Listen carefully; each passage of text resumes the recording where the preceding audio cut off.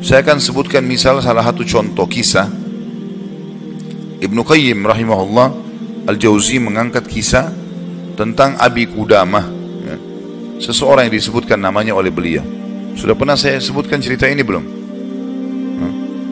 Selalu belum, ya. Baiklah.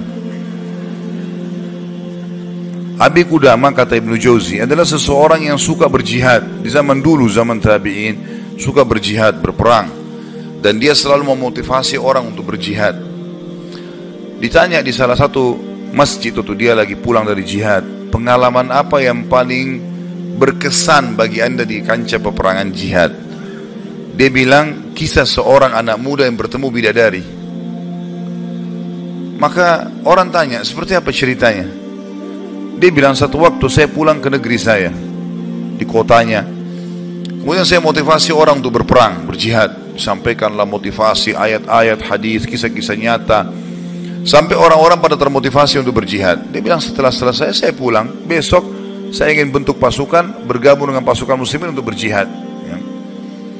Waktu saya pulang ke rumah, dia bilang tiba-tiba ada suara perempuan depan pintu memanggil, wahai Abi Qudamah, Abi Qudamah. Dia bilang, saya baca, a'udzubillahi minasyaitonirrajim, jangan sampai ini godaan syaitan. Perempuan malam-malam memanggil-manggil depan rumah. Dia nggak bilang, saya nggak mau buka pintu. Terdengar lagi suara kedua kali, Abi Qudamah, Abi Qudamah, buka pintu. Suara perempuan. Dia bilang, a'udzubillahi minasyaitonirrajim, saya nggak mau buka ini, takut jadi fitnah, gitu kan. Terus perempuan itu rupanya nyaut depan pintu. Dia bilang, wahai Abi Qudamah, bukankah anda yang memotivasi kami berjihad? Dan saya terpengaruh dengan itu. Saya ingin menyumbang sesuatu. Bukalah pintunya. Dia bilang, saya dengar orang ini mau nyumbang hubungan dengan jihad, saya buka pintu. Perempuan itu rupanya bercadar. Dia bilang, pada saat saya buka pintu dan di hadapan saya tahu kalau orang ini kalau tidak pakai cadar, luar biasa Allah berikan kelebihan fisiknya. Terlihat wanita ini punya kecantikan, tapi dia tutup auratnya. Lalu saya alihkan pandangan saya dan saya katakan, apa yang akan engkau sumbang, ibu? Dia bilang, sesuatu yang paling indah dari tubuh saya, hai Abi Qudamah, adalah rambut saya. Saya memiliki rambut yang sangat bagus dan panjang. Maka saya sudah memotongnya dan saya sudah membentuknya supaya menjadi tali kekangan kuda. Maka saya minta agar rambut saya ini engkau jadikan tali kekangan kudamu, agar minimal rambutku ikut berperang. Abi Qudamah bilang, saya heran dengan imannya ibu ini, luar biasa ini. Gak pernah ada orang terfikir seperti itu. Rambutnya panjang, lebat, tebal, dipotong, lalu dibuat sedemikian rupa sehingga bisa menjadi tali kekangan kuda, gitu. Pakailah ini Abi Qudamah.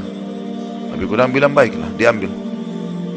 Pada saat sudah diambil, Abi Qudamah mau tutup itu, dia bilang, sebentar, masih ada satu lagi Abi Qudamah. Dia bilang apa? Suami saya mati syahid, dan semoga Allah terima, semoga juga kami disatukan di surga. Dan dia mewariskan seorang anak laki-laki yang mirip seperti dia. Maksudnya keimanannya, kefisiknya, segala macam. Saya harap anda tidak menolak anak saya besok ikut berjihad. Kata Abi Qudamah, baiklah. Tutup pintu. Besok pagi habis sholat subuh, habis syuruk, menjelang duha, berkumpullah orang-orang yang mau ikut jihad untuk bergabung dengan pasukan muslimin. Setelah Abi Qudamah bilang, saya motivasi mereka, datanglah seseorang dari belakang saya berteriak, Abi Qudamah, Abi Qudamah. Suara seorang laki-laki. Dia bilang, saya balik ke belakang. Waktu saya balik, saya seperti melihat matahari. Artinya ada seorang laki-laki putih, tinggi, gagah, rambutnya indah, fisiknya kekar di atas kuda. Dia bilang, saya sendiri kagum melihat orang ini. Luar biasa secara fisik, membuat orang sudah kagum. Dia bilang, terus dia bilang, hai Abi Qudamah, saya anaknya ibu semalam yang memberikan rambut kepada anda. Dan saya siap untuk ikut berperang. Dan wasiat ibu saya agar saya jangan pulang, suruh mati syahid. Kata Abi Qudamah, saya kagum melihat lagi anak ini. Sudah kagum melihat ibunya, kagum melihat anaknya. Bagaimana keyakinan mereka berdua tentang janji Allah. Dan hidupnya di situ sudah.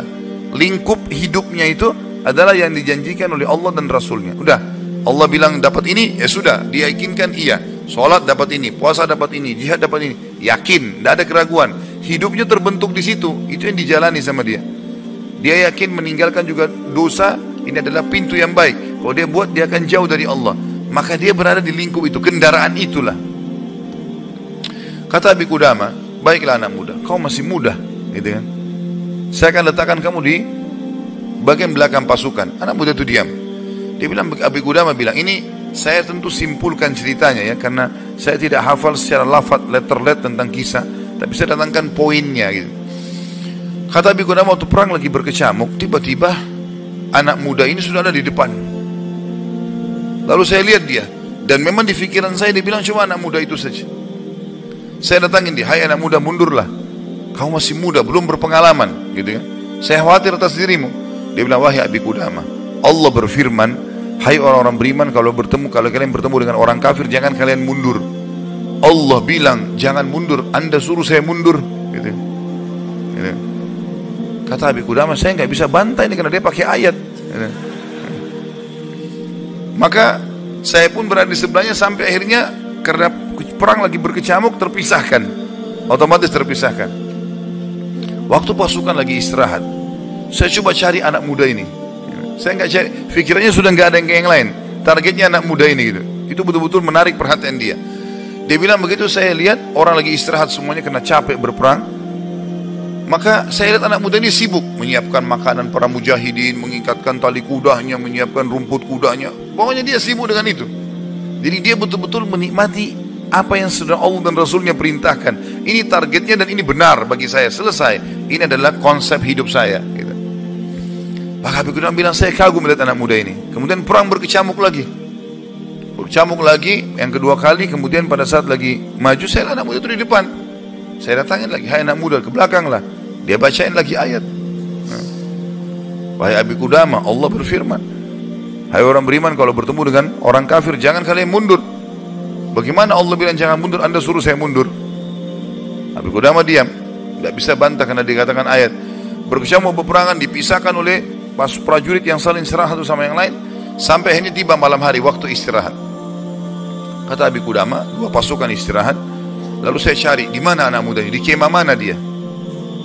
Cari-cari sampai dapat kemahnya. Kata Abi Qudamah, waktu saya masuk dalam kemahnya, saya temukan anak muda itu sedang tertidur dan senyum.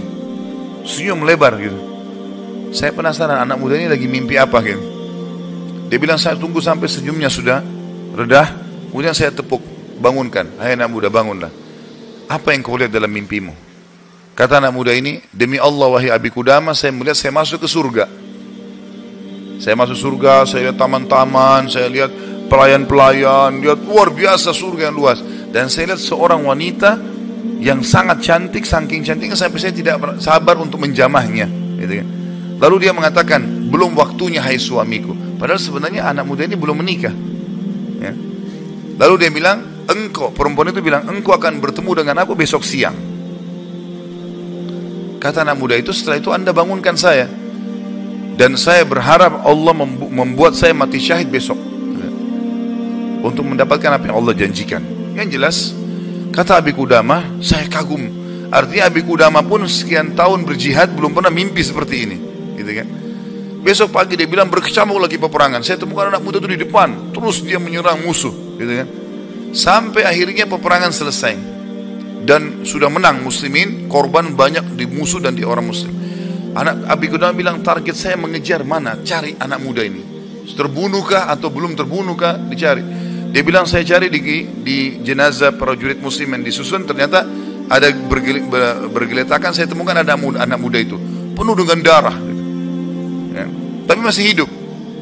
Dan dia lihat, waktu saya datang, dia dengan senyum mengatakan, Abi Qudamah, kesinilah. Dalam kondisi lagi luka-luka ini, berdarah-darah gitu ya. Kata Abi Qudamah, saya pun datang. Apa beritamu hai anak muda? Dia bilang, hai Abi Qudamah, kalau kau pulang nanti ke kampung kita, ke negeri kita, sampaikan ke ibu saya salam dan bilang impian beliau sudah terkabulkan. Artinya saya akan menyusul ayah saya mati syahid. Lalu pesannya ini luar biasa. Dia bilang, wahai Abi Qudamah, apa kau ingat kisah tadi malam bidadari dalam mimpi saya? Kata Abi Qudamah, iya. Sekarang ada di sebelah saya, sedang senyum dan menunggu ruh saya keluar. Lalu dia akan membawa saya ke surga. Lalu kata Abi Qudamah, orang itu pun meninggal dunia dalam kondisi dia tersenyum gitu kan.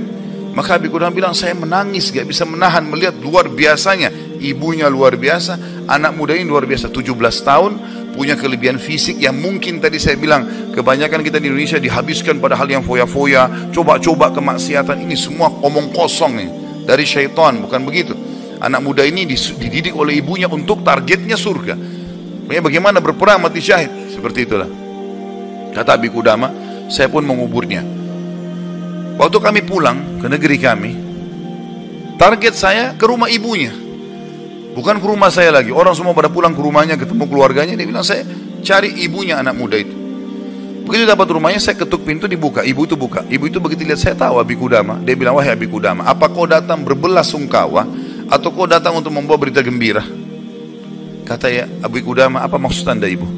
Dia bilang, kalau anda pulang mengatakan anak saya ikut pulang bersama anda, berarti itu belasungkawa.